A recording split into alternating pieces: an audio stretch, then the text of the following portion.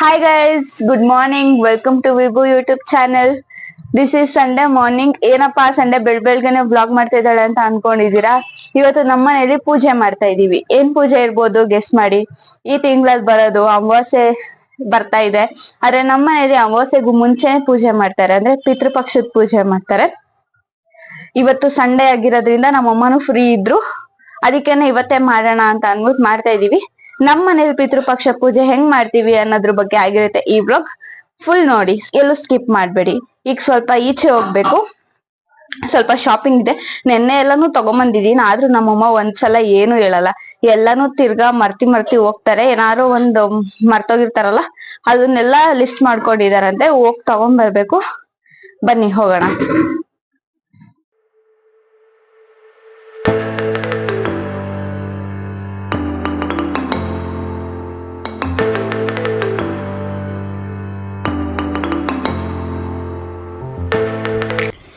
Shopping ಎಲ್ಲ ಮುಗಿಸ್ಕೊಬಂದ್ಮೇಲೆ ಬೋಟಿ, mutton, chicken ಎಲ್ಲ ತೊಗೊಂಬಂದಿದ್ವಿ.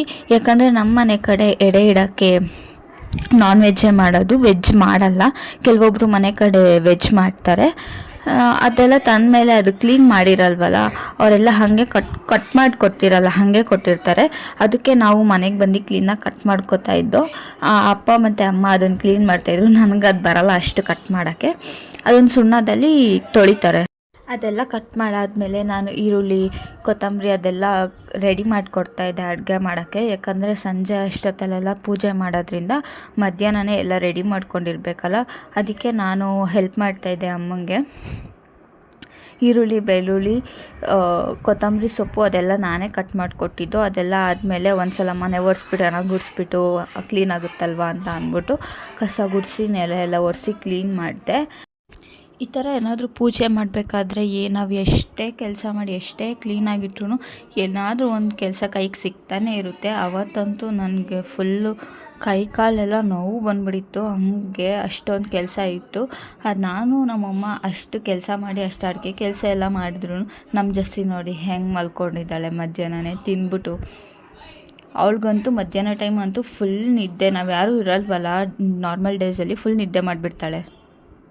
ಈಗ ಅಡ್ಗೆಗೆಲ್ಲ ಸ್ವಲ್ಪ ಹೆಲ್ಪ್ ಮಾಡಿದ್ದಾಯ್ತು. ಈಗ ನಾನು ಫ್ರೆಶ್ ಅಪ್ ಆಗ್ಬೇಕು. ಬೆಳಿಗ್ಗೆಯಿಂದ ಹಿಂಗೆ ಇದೀನಿ, ಒಳ್ಳೆ ಹುಚ್ಚಿ ತರ. ನಮ್ ಜಸ್ಸು ಆಲ್ರೆಡಿ ಫ್ರೆಶ್ ಅಪ್ ಆಗಿ ಮಲ್ಕೊಂಡವಳೆ, ಊಟ ಮಾಡಿ ನೋಡಿ ಮಲ್ಗ್ಬಿಟ್ಟವಳೆ. ಇವಾಗ ನಾನು ಫ್ರೆಶ್ ಅಪ್ ಆಗಿ ಸಿಗ್ತೀನಿ ನಿಮ್ಗೆ. ನಾನು ಫ್ರೆಶ್ ಅಪ್ ಆಗಿ ಹಿಂಗೆ ರೆಡಿ ಆದೆ. ಕುರ್ತಾ ಹಾಕ್ಕೊಂಡಿದ್ದೆ, ವೈಟ್ ಕುರ್ತಾ. ಪಿತೃಪಕ್ಷ ಸೆಪ್ಟೆಂಬರ್ ತಿಂಗಳಲ್ಲಿ ಬಂದಿದೆ ಈ ಸಲ. ಹುಣ್ಣಿಮೆ ಮತ್ತು ಅಮಾವಾಸ್ಯೆ ಮಧ್ಯದಲ್ಲಿ ಪಿತೃಪಕ್ಷ ಮಾಡ್ತಾರೆ. ಮೊದಲೆಲ್ಲ ನಾವು ನಮ್ಮ ಅಜ್ಜಿ ಮನೆಯಲ್ಲೇ ಈ ಪೂಜೆ ಮಾಡ್ತಾಯಿದ್ವಿ. ಆದರೆ ಯಾವಾಗ ಕೊರೋನಾ ಬಂತಲ್ವ, ನಾವೆಲ್ಲೂ ಹೋಗಂಗಿರಲಿಲ್ಲ. ಆವಾಗ ಮನೆ ಒಳಗಡೆನೇ ಇದ್ವಿ. ಆ ಟೈಮಿಂದನೇ ನಾವು ನಮ್ಮ ಮನೇಲಿ ಈ ಪಿತೃಪಕ್ಷ ಪೂಜೆ ಮಾಡೋಕ್ಕೆ ಸ್ಟಾರ್ಟ್ ಮಾಡಿದ್ದು. ಆವಾಗಿಂದಾದಮೇಲೆ ಎವ್ರಿ ವರ್ಷ ನಮ್ಮ ಮನೆಯಲ್ಲೇ ಮಾಡ್ಕೋತಾ ಇದ್ವಿ. ಈ ಹಬ್ಬಕ್ಕೆ ನಾವು ಮೊದಲು ನಮ್ಮಮ್ಮ ಗೋಧಿ ಹಿಟ್ಟು ಅಲ್ಲ, ರಾಗಿ ಹಿಟ್ಟಿಂದ ರಂಗೋಲಿ ಬಿಡಿಸ್ತಾರೆ. ಅದಾದಮೇಲೆ ಒಂದು ಬಿಂದಿಗೆ ಇಟ್ಬಿಟ್ಟು ಅದರೊಳಗಡೆ ನೀರು ಹಾಕ್ಬಿಟ್ಟು ಬಟ್ಟೆನೆಲ್ಲ ಇಡ್ತಾರೆ ಒಂದೊಂದಾಗಿಯೇ. ನಂಗೆ ಈ ಹಬ್ಬ ಬಂದರೆ ಏನು ನೆನಪಾಗುತ್ತೆ ಅಂದರೆ, ನಂಗೆ ನಮ್ಮ ಅಜ್ಜಿ ತುಂಬಾ ನೆನಪಾಗ್ತಾರೆ. ಯಾಕಂದರೆ ಈ ಹಬ್ಬದ ಟೈಮಲ್ಲಿ ಅಜ್ಜಿ ಮನೆಗೆ ಹೋಗ್ತಿದ್ವಲ್ಲ, ಅವಾಗ ಪೂಜೆ ಎಲ್ಲ ಆದಮೇಲೆ ಈಚೆ ಬಾಗಿಲು ಹಾಕ್ಕೊಂಡು ಈಚೆ ಹೋಗ್ತೀವಲ್ಲ, ಅಂದರೆ ನಮ್ಮ ಹಿರಿಯರು ಬಂದು ಊಟ ಎಲ್ಲ ಮಾಡ್ಕೊಂಡು ಹೋಗಲಿ ಅಂತ. ಅದಾದಮೇಲೆ ನನ್ನನ್ನು ಮಾತ್ರ ಕರ್ಕೊಂಡು ಹೋಗೋರು. ಅಂದರೆ ನಾನೇ ದೊಡ್ಡ ಮೊಮ್ಮಗಳು ಅವರಿಗೆ. ನಮ್ಮಪ್ಪ ಮೊದಲನೇ ಮಗ ಆಗಿರೋದ್ರಿಂದ ನಾನಂದರೆ ತುಂಬ ಪ್ರೀತಿ. ಅದು ಒಂದು. ಅದಾದಮೇಲೆ ನಾನು ಒಬ್ಬಳೇ ಹುಡುಗಿ ಮೊಮ್ಮಗಳು ಅಂತ ಇದ್ದಿದ್ದು ಆ ಟೈಮಲ್ಲಿ. ಇನ್ನು ಮಿಕ್ಕಿದವರೆಲ್ಲ ನಮ್ಮ ಚಿಕ್ಕಪ್ಪಂಗೆಲ್ಲ ಗಂಡು ಮಕ್ಳು ಇದ್ದಿದ್ದರಿಂದ ನನ್ನ ಮೇಲೆ ಇನ್ನೂ ಮುದ್ದು ಜಾಸ್ತಿ ಇತ್ತು. ಅದಕ್ಕೆ ನನ್ನನ್ನು ಫಸ್ಟೇ ಕರ್ಕೊಂಡು ಹೋಗೋರು. ಅಂದರೆ ಅಲ್ಲಿ ಎಡೆ ಇಟ್ಟಿರ್ತಾರಲ್ಲ, ಅಲ್ಲೇ ಕರ್ಕೊಂಡೋಗಿ ನನಗೆ ಫಸ್ಟು ಈ ಮಟನಲ್ಲಿ ನಲ್ಲಿ ಮೂಳೆ ಅಂತ ಬರುತ್ತಲ್ವ, ಅದನ್ನು ನನಗೋಸ್ಕರ ಎತ್ತಿಡ್ತಾಯಿದ್ರು. ಇದೆಲ್ಲ ನಂಗೆ ತುಂಬಾ ನೆನಪಿಗೆ ಬರುತ್ತೆ. ಇವಾಗ ನಮ್ಮ ಅಜ್ಜಿ ಇಲ್ಲ, 2 ಇಯರ್ಸ್ ಆಯಿತು ಅವ್ರು ತೀರ್ಕೊಂಡು. 2-3 ಇಯರ್ಸ್ ಆಯಿತು. ಅವರಂತೂ ನಂಗೆ ತುಂಬಾ ನೆನಪಿಗೆ ಬರ್ತಾರೆ ಈ ಹಬ್ಬದ ಟೈಮಲ್ಲಿ. ನಿಮಗೂ ಹಿಂಗೇನಾ? ನಿಮ್ಮ ಅಜ್ಜಿ ನೆನಪಿಗೆ ಬಂದರೆ ಕಮೆಂಟ್ ಮಾಡಿ ನಿಮ್ಮ ಅಜ್ಜಿ ಹೆಸ್ರನ್ನ. ಈ ಪಿತೃಪಕ್ಷ ಪೂಜೆನ ಯಾಕೆ ಮಾಡ್ತಾರೆ ಅಂತ ಅಂದರೆ, ನಮ್ಮ ಹಿರಿಯರನ್ನ ನೆನೆಸ್ಕೊಳ್ಳೋಕ್ಕೆ. ಮತ್ತು ನನಗೆ ಗೊತ್ತಿರೋ ಇನ್ನೊಂದು ಕಾರಣ ಏನು ಅಂತ ಅಂದರೆ, ನಮಗಾದರೆ ನಮ್ಮ ಅಪ್ಪನ ಹೆಸರು, ಅಮ್ಮ ಹೆಸರು, ಅವರಪ್ಪ ಅವರಮ್ಮ ಅಂದರೆ ನಮ್ಮ ಅಜ್ಜಿ ತಾತ ಇಷ್ಟು ಮಾತ್ರ ಗೊತ್ತಿರುತ್ತೆ, ಅಂದರೆ ಅವ್ರ ಪರಿಚಯ ನಮಗಿರುತ್ತೆ. ಆದರೆ ಅವ್ರ ಅಪ್ಪ ಅಮ್ಮ ಅವ್ರ ಪರಿಚಯ ಎಲ್ಲ ನಮಗಿರಲ್ಲ. ಈವನ್ ಅವರ ಹೆಸರು ಸಹ ಗೊತ್ತಿರಲ್ಲ. ಈಗ ಪೂಜೆ ಮಾಡೋ ಟೈಮಲ್ಲಿ ನಮ್ಮ ಅಜ್ಜಿ ಆಗಲಿ ನಮ್ಮ ತಾತ ಆಗಲಿ ಅವರೆಲ್ಲ ಅವ್ರ ಅಪ್ಪ ಅಮ್ಮನ ಹೆಸರು ಹೇಳ್ತಾ ಇವ್ರಿಗೆ ಪೂಜೆ ಮಾಡ್ತಾಯಿದ್ದೀವಿ ಆ ಥರ ಹೇಳ್ಬಿಟ್ಟೆ ಪೂಜೆ ಮಾಡ್ತಾಯಿದ್ರು. ಇದರಿಂದ ಅಟ್ಲೀಸ್ಟ್ ನಮಗೆ ಅವ್ರ ಬಗ್ಗೆ ತಿಳ್ಕೊಳ್ಳೋಕ್ಕಾದ್ರೂ ಸಿಗುತ್ತೆ ಈ ಹಬ್ಬದಿಂದ. ಈವನ್ ನಾವೇನಾದರೂ ಪ್ರಾಪರ್ಟಿ ಮಾರ್ತಾಯಿದ್ದೀವಿ ಆ ಥರ ಏನಾದರೂ ಅಂದರೆ ವಂಶವೃಕ್ಷ ಬರೆಸ್ತಾರೆ, ಗೊತ್ತಿರುತ್ತೆ ಅನಿಸುತ್ತೆ ನಿಮಗೆಲ್ಲ. ಆವಾಗ ನಮಗೆ ನಮ್ಮ ಅಜ್ಜಿ ತಾತ ಅವ್ರ ಅಪ್ಪ ಅಮ್ಮ ಅವ್ರ ಹೆಸರೆಲ್ಲ ಬೇಕಾಗುತ್ತೆ. ಅಮ್ಮ ಪೂಜೆಗೆಲ್ಲ ರೆಡಿ ಮಾಡಿಕೊಂಡ್ರು. ಅದಾದಮೇಲೆ ದೇವ್ರ ಮನೇಲೂ ಸಹ ಅವರೇ ರೆಡಿ ಮಾಡಿದರು ಪೂಜೆಗೆಲ್ಲ ರೆಡಿ ಆಗೋ ಅಷ್ಟೊತ್ತಲ್ಲಿ ನಮ್ಮ ದೊಡ್ಡಮ್ಮ ಮತ್ತು ನಮ್ಮಣ್ಣ ಊರಿಂದ ಬಂದಿದ್ದರು. ನಮ್ಮ ದೊಡ್ಡಮ್ಮ ಅದನ್ನು ಧೂಪ ಹಾಕ್ತಾರಲ್ವ ಅದಕ್ಕೆ ಕೆಂಡ ರೆಡಿ ಮಾಡ್ತಾಯಿದ್ರು. ನಮ್ಮಣ್ಣ ಮಾತ್ರ ಫೋನ್ ನೋಡ್ಕೊಂಡು ಕೂತಿದ್ದ. ತಿರ್ಗು ಚೇತು ಹಾಯ್ ಮಾಡು, ವ್ಲಾಗಲ್ಲಿ ಬರ್ತೀಯ ನೀನು.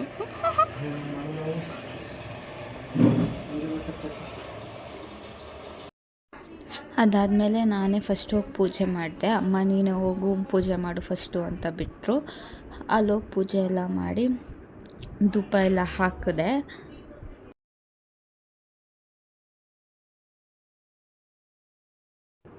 ಆಮೇಲೆ ಅಮ್ಮನೂ ಪೂಜೆ ಮಾಡಿದ್ರು. ಅಮ್ಮ ದೊಡ್ಡಮ್ಮ ಚೇತು ಅಪ್ಪ ಎಲ್ಲನೂ ಪೂಜೆ ಮಾಡಿದ್ರು.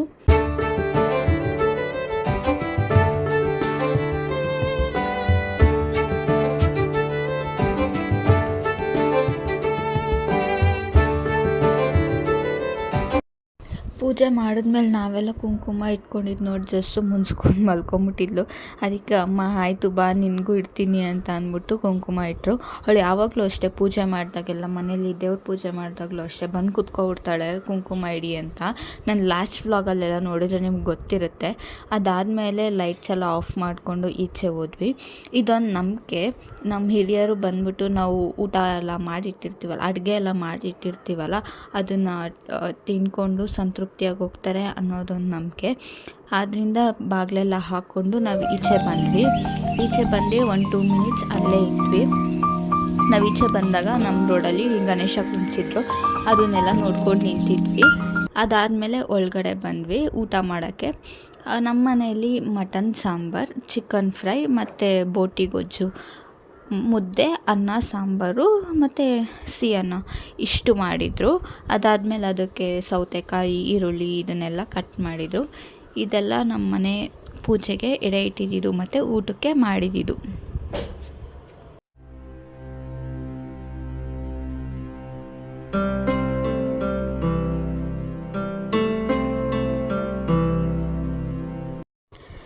ಅಲ್ಲಿ ಪೂಜೆಗೆಲ್ಲ ಹೊಸ ಬಟ್ಟೆ ಇಟ್ಟಿದ್ವಲ್ಲ, ಹೊಸ ಬಟ್ಟೆ ತರೋಕೆ ಹೋದಾಗ ನಮ್ಮ ಜಸ್ಸಿಗೂ ಒಂದು ಟೀ ಶರ್ಟ್ ತೊಗೊಂಬಂದಿದ್ವಿ.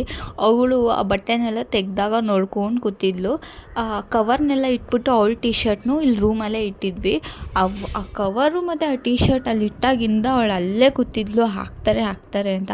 ಆದರೆ ನಮ್ಮ ಫಸ್ಟ್ ಪೂಜೆ ಎಲ್ಲ ಮಾಡಿಬಿಡೋಣ ಬಾ ಆಮೇಲೆ ಹಾಕಿದ್ರಾಯ್ತು ಅಂತ ಅಂದ್ಬಿಟ್ಟು ಟೈಮ್ ಆಗೋಗ್ಬಿಡುತ್ತೆ ಅಂತ ಅಂದ್ರಲ್ಲ, ಅದಕ್ಕೆ ಫಸ್ಟ್ ಪೂಜೆ ಎಲ್ಲ ಮುಗಿಸ್ಕೊಂಡ್ವಿ. ಆಮೇಲೆ ಆ ಟೀ ಶರ್ಟ್ಗೋಸ್ಕರ ಅವಳು ಅಲ್ಲೇ ಕೂತಿದ್ಲು. ಆಮೇಲೆ ಅಮ್ಮ ಆಯಿತು ಬಾ ಅವಳಿಗೆ ಹಾಕ್ಬಿಡು ಅಂತ ಅಂದರು. ಆಮೇಲೆ ನೀವೇ ಹಾಕಿ ಅಂತ ಅಂದಿದ್ದಕ್ಕೆ ಅವ್ರು ಬಂದು ಹಾಕ್ತಾಯಿದ್ರು ಟೀ ಶರ್ಟು. ಅವಳು ಫುಲ್ ಖುಷಿ ಆಗ್ಬಿಟ್ಟಿದ್ಲು ನನಗೆ ಟೀ ಶರ್ಟ್ ಹಾಕ್ತಾವ್ರೆ ಅಂತ.